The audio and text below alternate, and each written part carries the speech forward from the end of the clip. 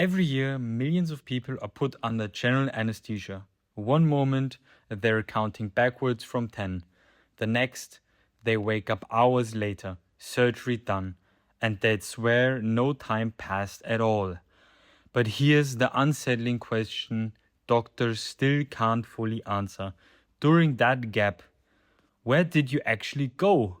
Not your body, that's still right there on the table. Your consciousness, the thing that makes you, you. Most people assume anesthesia is just a very deep sleep. It isn't. Sleep is active. Your brain cycles through stages, dreams, processes memories, stays measurably busy the whole time. Under general anesthesia, brain activity drops to something closer to a comma. Large parts of the brain go almost completely quiet. The networks responsible for awareness, the ones that let different brain regions talk to each other and create a unified experience of being someone, shut down in a way natural sleep never does. You're not just unconscious, the machinery that produces consciousness itself is paused. Here's the part that's generally strange. You don't experience anesthesia as darkness or floating or nothingness. You don't experience it at all. There's no you sitting through it, waiting.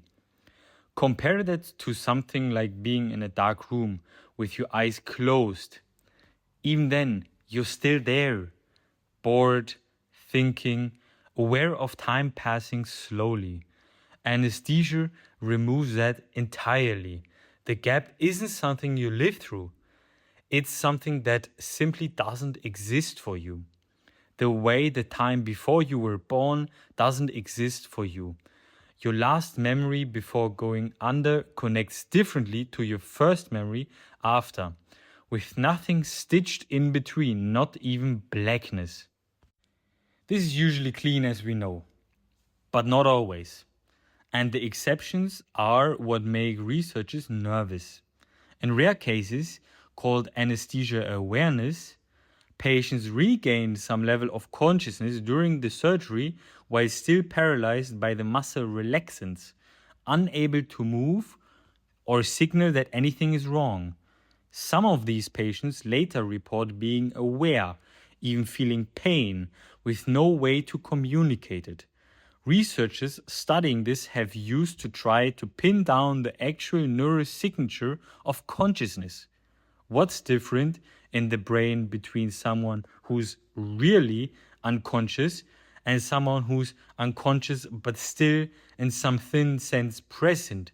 The unsettling implication being unconscious and being unaware aren't automatically the same thing. They usually travel together. They don't have to. So where does consciousness actually go? Here's the honest answer. Nobody fully knows. There are competing theories that consciousness is an emergent property of enough neurons talking to each other in the right pattern, that it requires a specific kind of integrated information flow, that it depends on particular feedback loops between brain regions. What they agree on is this: consciousness isn't a single thing stored somewhere that gets switched off and back on. It's closer to a process. Something the brain is actively doing moment to moment. Stop the process and there's nothing left to ask, where did it go? Because the thing that would do the asking doesn't currently exist. That's also why the doctors don't talk about waking you up. They talk about letting the process restart. So next time you're under anesthesia, here's what's actually happening. It's not that you go somewhere and come back. For that stretch of time, there is no you to go anywhere at all. And then, just as quietly as it stopped, the process that makes you you starts itself back up. It's one of the only times in your life you get a direct physical demonstration of what you actually depends on. And most people never even notice they were given one. If you want to learn more about this topic, feel free to subscribe.